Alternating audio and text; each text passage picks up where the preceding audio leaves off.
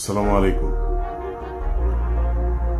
Thumbnail দেখে যেটা চিন্তা করছেন যে পিনাকি কিভাবে অ্যাডভোকেট সাইফুল ইসলাম আলিফকে মারল, সেটা জানার আগে আপনাদেরকে একটু স্মরণ করিয়ে দেই।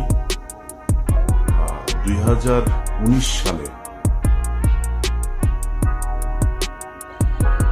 ফেব্রুয়ারি বা মার্চ, এই সময়টাতে আমার ঠিক স্মরণ নাই,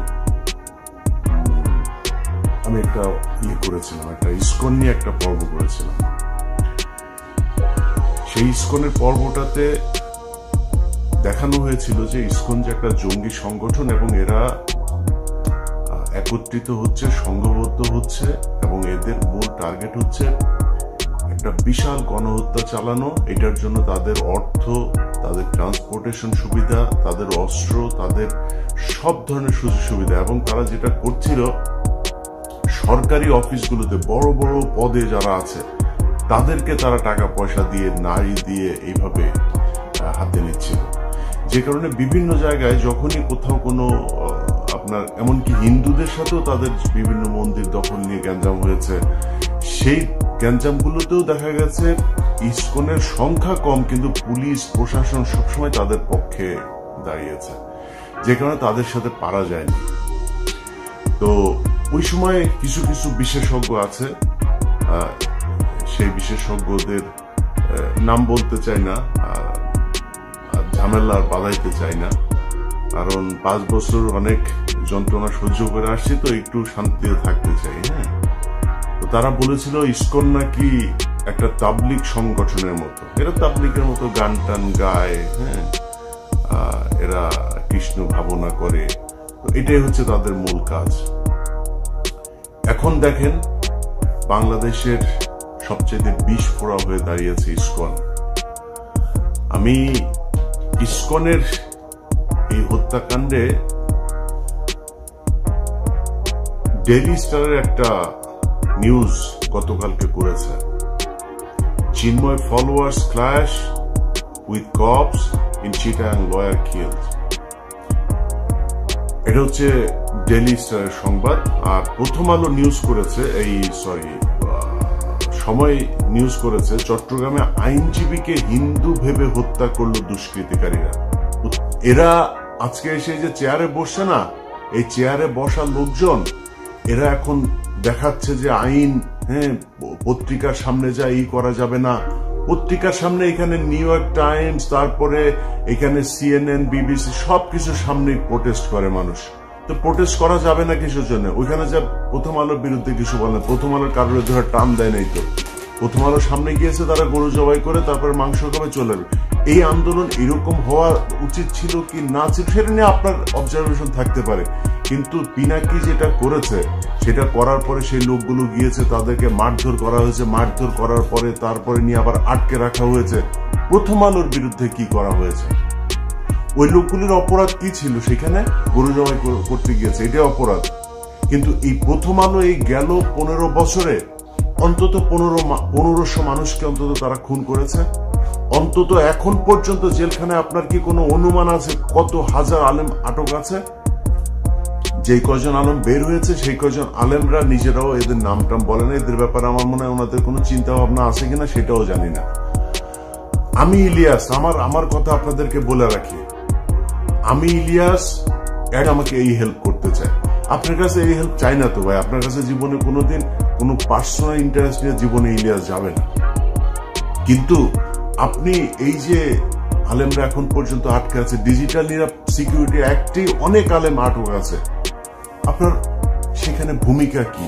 আপনার পদক্ষেপ কি? আসলে কি কিছু নেওয়া হচ্ছে? কিছুই নেওয়া হচ্ছে না। এখন বালের এক আইন দেখাচ্ছে, ওইখানে প্রথম আলোর সামনে যাওয়া যাবে না, ডেইলি স্টারের সামনে যাওয়া যাবে না, কালবেলার সামনে যাওয়া যাবে না, হাজার হাজার পুলিশ আর্মি যায় সেখানে পড়ে। আরে বেটা, তুই যে চেয়ারে বসছিস ওই চেয়ারটাই তো জোর করে দখল করে শেখ হাসিনা কি তোর কি ওইখানে বসেছে? তুই নির্বাচন করে আসছিস, তুই কোন সংবিধানের কোন ধারায় তুই এই চেয়ারে বসছিস? তুই এখন আইন দেখাস। এই দেশ বিপ্লবের মধ্যে আছে, বিপ্লব করে আদায় করতে হবে। গতকালকে সাইফুল ইসলাম আলিফকে সেখানে খুন করা হইল, গোয়েন্দা সংস্থা কি বাল ফালাইছে সেই জায়গায়। এই যে 33 আপনার ডিভিশনের যে জিও হোসেন তো হিন্দু ভেবে কারা হত্যা করেছে, তার মানে মুসলমানরা হত্যা করেছে। তো সমস্যাটা এইখানেই। এখনো পর্যন্ত এই গণমাধ্যমকে কিছুই করা হয় নাই, গণমাধ্যমে কিছুই হয় নাই। সময় টেলিভিশনের সাকি এখানে এখন পর্যন্ত তাদের হয়ে কাজ করে। কমল দে এখনো পর্যন্ত, এই যে নিউজের সাথেও সম্ভবত কমল দে জড়িত আছে, সে ওইখানে এই নিউজ করেছে, সময় টেলিভিশনে কালকে থেকে যাচ্ছে। এখন এটা বিচার করবে কে? আপনাদের গত 2 দিন ধরে দেখছি যে সবাই পিনাকির পেছনে লেগেছে, কারণ পিনাকি হচ্ছে ওই যে প্রথম আলোর সামনে গিয়ে গরু জবাই করেছে, এটার জন্য। পিনাকির অতীত, পিনাকি গণজাগরণ মঞ্চের সাথে ছিল, পিনাকি অনেক বাম করেছে, পিনাকি হুজুরদের বিরুদ্ধে অনেক কথা বলেছে, জামাতের বিরুদ্ধে অনেক কথা বলেছে। পিনাকির প্রতি আপনার ক্ষোভ থাকুক, সন্দেহ থাকুক, কোনো সমস্যা নেই, কিন্তু পিনাকি যেটা করেছে এই গেল 2-3 বছরে, পিনাকির যে অবদান এইটুকু আপনাকে স্বীকার করতে হবে। আর প্রথম আলোর সামনে যেটা করেছে, প্রথম আলোর সামনে ওই সময় ডাকা ঠিক ছিল কিনা, ওই সময় দাড়ি টুপিওয়ালা লোকজনের যাওয়া ঠিক ছিল কিনা, এত এত জ্বর ভয় দেখায় না, লাভ নাই। এই দেশে যেই সব এই কুকুরের ছানাগুলো সুশীল সাইজা তারপরে এইসব বলে না, এই কুকুরের ছানাগুলো এই জুলাই আগস্ট মাসে রাস্তায় নামে নাই। অ্যাটর্নি জেনারেল পর্যন্ত যায় যদি একটা তদবির করি, ওনার কাছে যদি একটা উপকার চাই, উনি যদি আমাকে একটা উপকার করে, সেই উপকার দিয়ে অন্তত 20 কোটি টাকা আমি ইনকাম করতে পারি। আমি ইলিয়াস করি না, অ্যাটর্নি জেনারেলের কাছে যায় জিজ্ঞেস করেন। যতবার তাকে ফোন করেছি এই রাষ্ট্রের জন্য ফোন করেছি, এই আলেমদের ছাড়ানোর জন্য ফোন করেছি, বাবুল আক্তারের কথা বলেছে, বিডিআর এর হত্যাকাণ্ডে যারা আছে তাদের কথা বলেছে, কোনোদিন পার্সোনাল কোনো ইন্টারেস্ট নিয়ে তার কাছে যায়নি, জিজ্ঞেস করেন যায়। তো উনি আইনের ভেতরে থেকে যতটুকু সম্ভব হয়েছে, কিন্তু আলেম যারা আছেন আপনারা তো তাদের সাথে জেল খেটে এসছেন, দেখেন নাই তাদের কি অপরাধ। আসিফ নজরুল বলে যে এই ডিজিটাল নিরাপত্তা আইন, সে আমাকে ওই দিন ফোন করে বলছে যে আপনার এখন সমস্যা কি, আপনি চলে আসেন, আপনার শুনলাম পাসপোর্ট নিয়ে সমস্যা।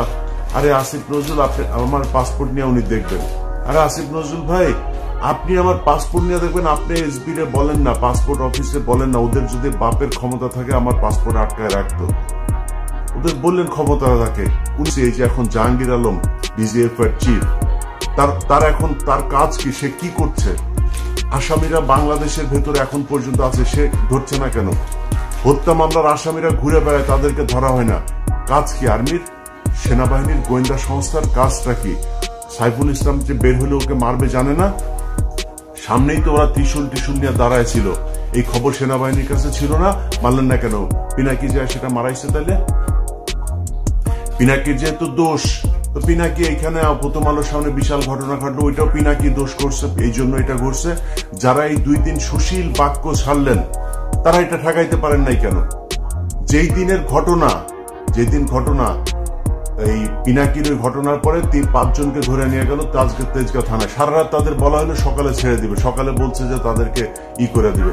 আমি ওইখানে 3.5 ঘন্টা লাইনে ছিলাম, আমি বলেছিলাম যে তাদেরকে যতক্ষণ না ছাড়াবো, এটার জন্য যত খারাপ পরিস্থিতি তৈরি করা প্রয়োজন হয় সেটা করা হবে। তাহলে যদি নাকি না ছাড়তো তাহলে সেটা হইতো, তো ছাড়তে দেরি করলেন কেন? 3.5 ঘন্টা কেন আমার বসায় রাখলেন? 3.5 ঘন্টা পরে যায়, তারপরে ডিসি এসে সেটাকে সেই 5 জনকে ছাড়লেন।